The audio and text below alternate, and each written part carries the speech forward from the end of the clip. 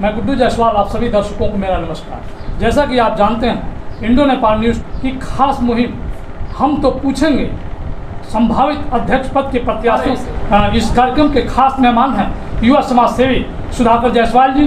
सुधाकर जायसवाल जी का Indo Nepal news team की तरफ से ढेर सारा स्वागत मैं करता हूँ आपका, और मैं चाहूँगा कि आप हमारे दर्शकों को दो शब्द बताएँ। सबसे पहले तो सभी दर्शकों को मेरा नमस्कार, और मैं गुड्डू जायसवाल जी का भी धन्यवाद देना चाहूँगा कि उन्होंने मुझे ये अवसर प्रदान किया है कि जिससे मैं जनता से सीधा संवाद स्थापित कर सकूँ।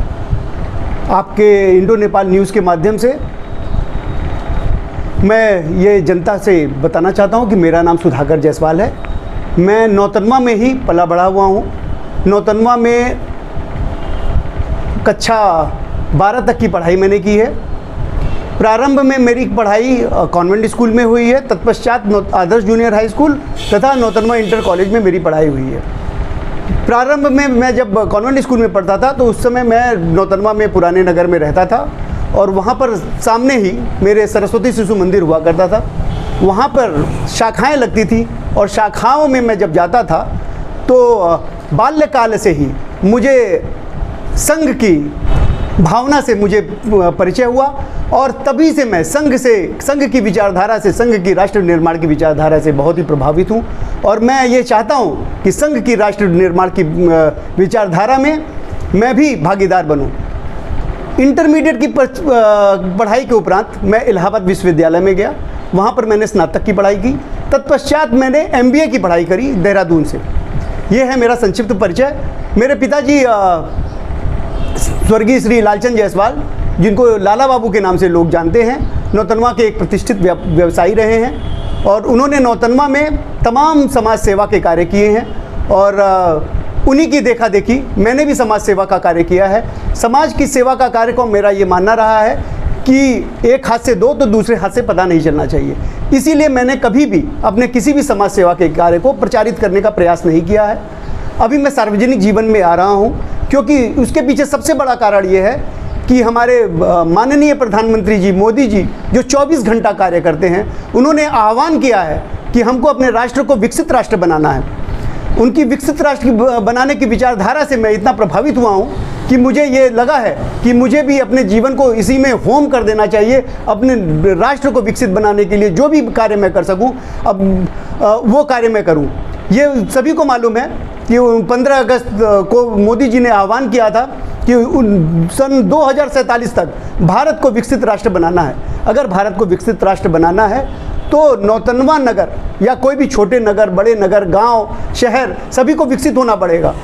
क्रम से अगर कोई भी जगह छूट जाता है विकसित होने से तो भारत राष्ट्र विकसित नहीं कहा जा सकेगा।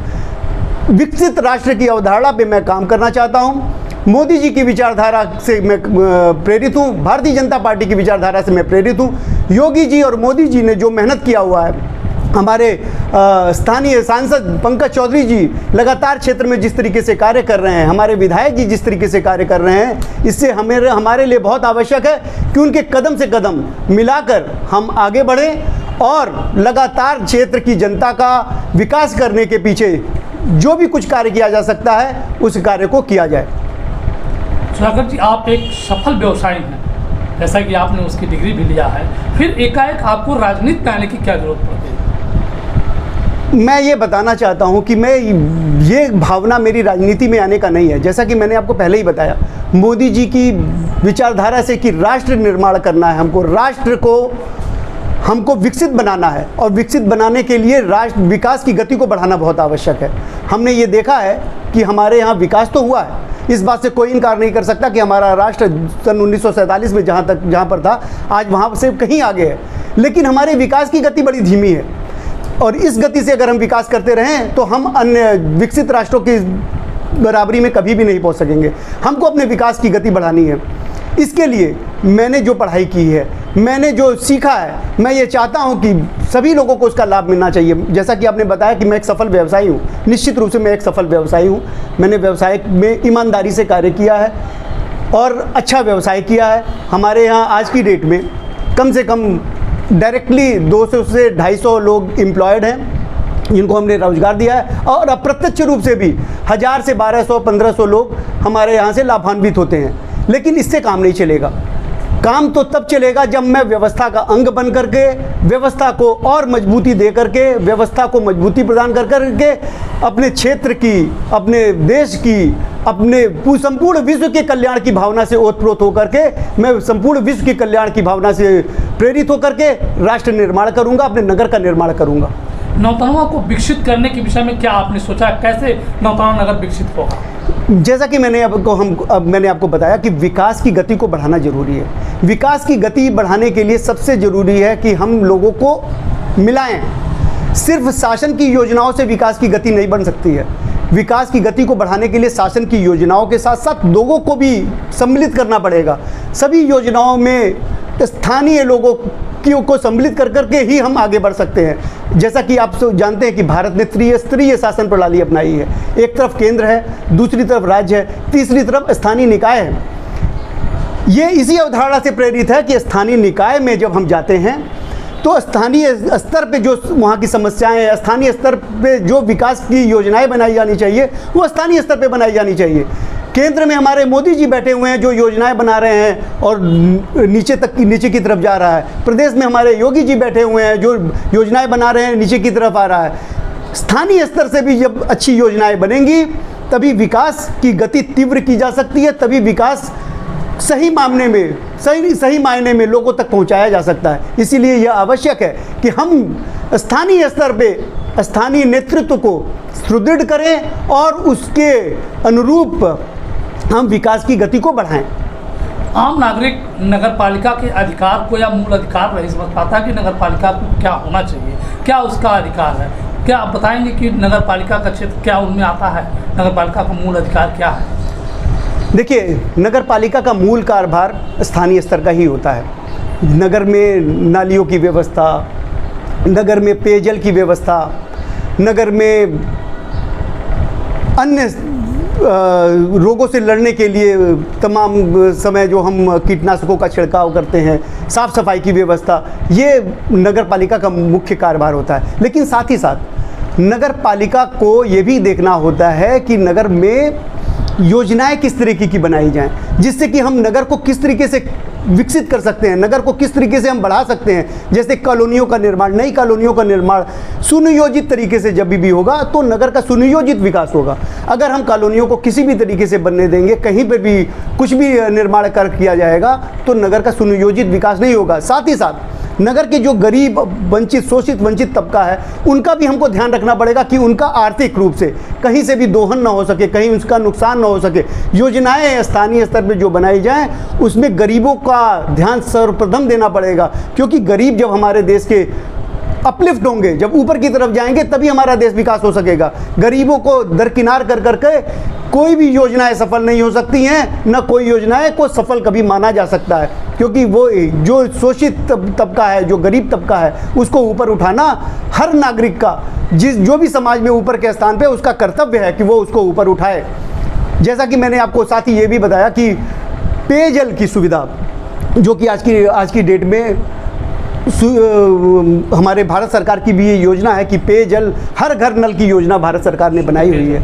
हर घर में जब हम सही जल पहुंचा पाएंगे तो लोग बीमार कम होंगे। आप ये समझें कि जब लोग बीमार कम होंगे तो उनके जो भी आर्थिक संसाधन हैं बीमारियों के इलाज में व्यर्थ नहीं जाएंगे। जब उनके आर्थिक संसाधन बीमारियों के इलाज में नहीं जाएंगे तो वो अपने विकास के लिए, अपने डेवलपमेंट के लिए, अपने शिक्षा पे वो पैसे को खर्च कर सकेंगे।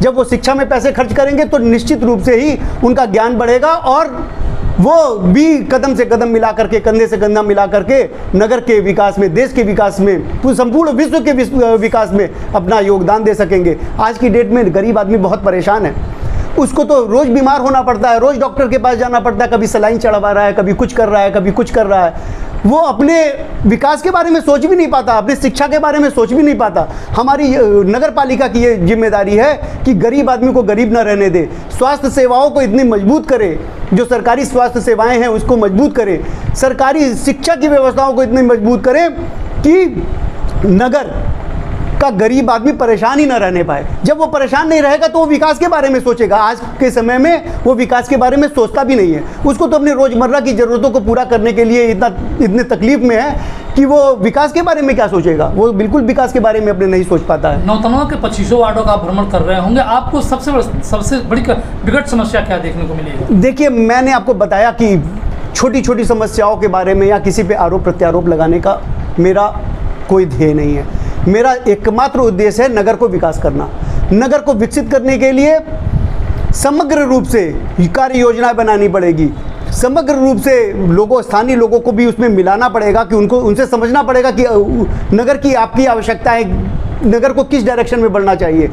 पीपीपी मॉडल की बात मैं यहाँ पर करूँगा, पब्लिक प्राइवेट पार्टनरशिप की बात करूँगा, जिससे कि स्थानीय स्तर पे लोग इन्वेस्टमेंट करें। जब बाहर से भी इन्वेस्टर आएंगे तो नगर में जब धन आएगा तो नगर में यहाँ के लोगों को लाभ प्राप्त होगा। तो इसीलिए पीपीपी मॉडल पे भी हमको काम करना पड़ेगा कि ज़्यादा से ज़्यादा लोगों को जोड़ करके काम करना पड़ेगा, लोगों से समझ करके काम करना पड़ेगा। कोई भी अचानक से योजना बना करके डाल देने से, अचानक से कोई मूर्ति लगा देने से, अचानक से नालियों को तोड़ के बना करके काम करने से नगर का विकास नहीं हो सकेगा। नगर का एक प्रॉपर मैपिंग करानी पड़ेगी कि कहाँ पर नगर क्या होना चाहिए और उसको जनता के बीच में ले जाना पड़ेगा और जनता का समर्थन उस पर हासिल करना पड़ेगा। जनता ने अगर उसको समर्थन दिया तो वो योजना सफल हो सकती है। अगर जनता का उस योजना पे समर्थन नहीं है तो वो योजना कभी भी सफल नहीं हो सकती है। सिर्फ बनाने और तोड़ने का ही कार्य दिन प्रतिदिन होता रहेगा। उससे सिर्फ आर्थिक संसाधन की बर्बादी होगी, हमारे देश की क्षति होगी, हमारे नगर की क्षति होगी। नगर का कभी विकास सही ढंग से नहीं हो सकता। इसीलिए कार्य योजना की मजबूती पे कार्य योजना अच्छी बननी चाहिए और कार्य योजना में लोगों का राय बहुत महत्वपूर्ण है। नौतनवा नगर में एक बड़ा संकट आने वाला है स्वच्छ जल का, क्योंकि जो पंप बने हुए हैं आपके वो सब भाई, और इसके लिए आप स्वच्छ जल के लिए नौतनवा नगर के लिए क्या करेंगे? नौतनवा नगर में हर घर जल की योजना जो भारत सरकार की एक बहुत महत्वाकांक्षी योजना है, इस योजना के अनुरूप कार्य करना पड़ेगा। नौतनवा नगर में ऑलरेडी कुछ इंफ्रास्ट्रक्चर है, उस इंफ्रास्ट्रक्चर को हमको और मजबूत करना पड़ेगा जिससे हर घर में नल से जल पहुंचाया जा सके। और साथ ही साथ सीवेज की प्रॉब्लम जो है, जो नालियों की प्रॉब्लम है, नालियाँ कई जगह पे बहुत जगहों पे चोक्ड हैं, उनकी व्यवस्था करनी पड़ेगी। इसके साथ एक काम और भी बहुत महत्वपूर्ण है, हमको सीवेज की समस्या को सीवेज को एसटीपी से जोड़ना पड़ेगा। एसटीपी मतलब सीवेज ट्रीटमेंट प्लांट होता है जो हमारे जो गंदे जल को साफ कर करके उसको खेती योग्य बना सके।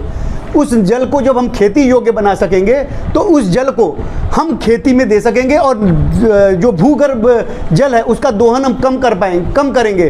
तो जैसे कि आपने अभी भी गर्मियों में देखा होगा कि नौतनवा नगर में भी बहुत सारे नलों में पानी नहीं आ रहा था, क्योंकि हमारा भूगर्भ जल दिन प्रतिदिन नीचे जाता जा रहा है। ये हमारी जिम्मेदारी है कि हम जीरो डिफेक्ट और जीरो इफेक्ट की पॉलिसी को अपनाएं। जीरो डिफेक्ट का मतलब हम जो भी कार्य करें उसमें कोई डिफेक्ट ना हो, और जीरो इफेक्ट मतलब हमारे जो पर्यावरण हो उसको अफेक्ट किए बिना पर्यावरण को संरक्षित कर करके ही हमको कोई कार्य करना चाहिए। जनता ने अगर आपको आशीर्वाद दिया तो विकास की पहली प्राथमिकता नौतनवा नगर के लिए क्या होगी? देखिए, मैं भारतीय जनता पार्टी का कार्यकर्ता हूँ। भारतीय जनता पार्टी सर्वप्रथम तो भारतीय जनता पार्टी का नेतृत्व अगर चाहेगा तो मैं नौतनवा नगर में चुनाव लड़ूंगा। और विकास की प्राथमिकता की बात तो मैंने आपको बताया कि विकास की गति को तेज करना और विकास की समग्र योजनाओं पे काम करना पड़ेगा कि सिर्फ एक क्षेत्र पे काम करने से काम नहीं चलेगा। विकास की समग्र योजना का मतलब शिक्षा पे भी हमको काम करना पड़ेगा, हमको नालों पे काम करना पड़ेगा, हमको स्वास्थ्य की सुविधाओं पे काम करना पड़ेगा, हमको विकास की जो विस्तृत योजनाएं हैं वो बनाने पे काम करेगा। इसमें कुछ कार्य त्वरित होने वाले होते हैं, कुछ कार्य योजनाएं बना करके कुछ समय मास्टर प्लान, जैसा कि आप लोगों ने जाना होगा कि उसको मास्टर प्लान बना करके उसको जो कार्य अभी होने वाला है उसको अभी करना होगा, जिसको 10 साल बाद होना है वो 10 साल बाद होगा, लेकिन योजनाएं अभी से बनी होनी चाहिए जिससे कि आने वाले समय में भी जो भी नेतृत्व आए, जो भी लोग कार्य करें वो सही ढंग से कार्य कर सकें, उस योजना के अनुरूप कार्य कर सकें। तो इसीलिए बार बार तोड़ फोड़ काट छाट ये नहीं करना पड़ेगा, बल्कि उस समग्र योजना के अंतर्गत ही हम काम कर सकेंगे। नौतनवा की जनता आपको ही क्यों चेयरमैन चुने? देखिए, नौतनवा की जनता मुझे चेयरमैन चुने या किसी को भी चेयरमैन चुने, नौतनवा का विकास होना बहुत महत्वपूर्ण है।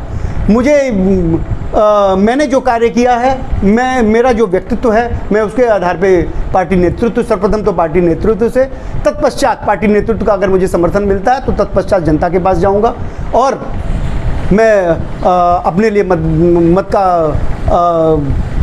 उनसे आशीर्वाद मांगूंगा।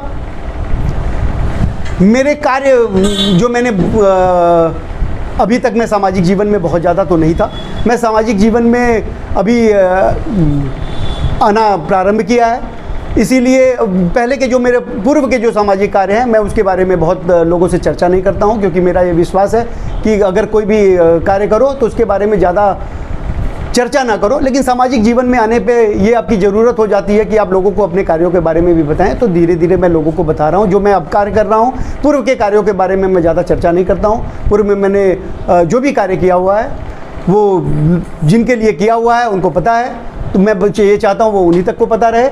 आगे जो मैं कार्य करूँगा, जो सामाजिक जीवन में, राजनीतिक जीवन में कार्य करूँगा, लोगों के पास वो लेकर के मैं जाऊँगा और जनता से अपने लिए समर्थन की मांग करूँगा। जनता ने अगर मुझे आशीर्वाद दिया तो निश्चित रूप से मैं सेवा का कार्य करूँगा, और जनता ने मुझे आशीर्वाद नहीं भी दिया तो भी मैं सेवा का कार्य करता रहूँगा, क्योंकि ये मेरा किसी का भी परम सौभाग्य का हो सकता है कि वो जीवन में बहुत क्षेत्रों में वो काम करता है, हर क्षेत्र में उसको सफलता मिले, ये कोई आवश्यक नहीं है।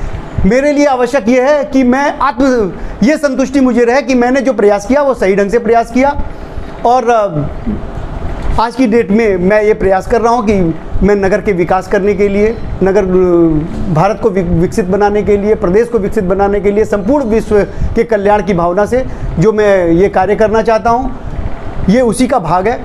और इसी आधार पे मैं जनता के पास जाऊंगा। जनता ने आशीर्वाद दिया तो निश्चित रूप से मैं सेवा का कार्य करूंगा। जनता से क्या अपील करना चाहेंगे आप?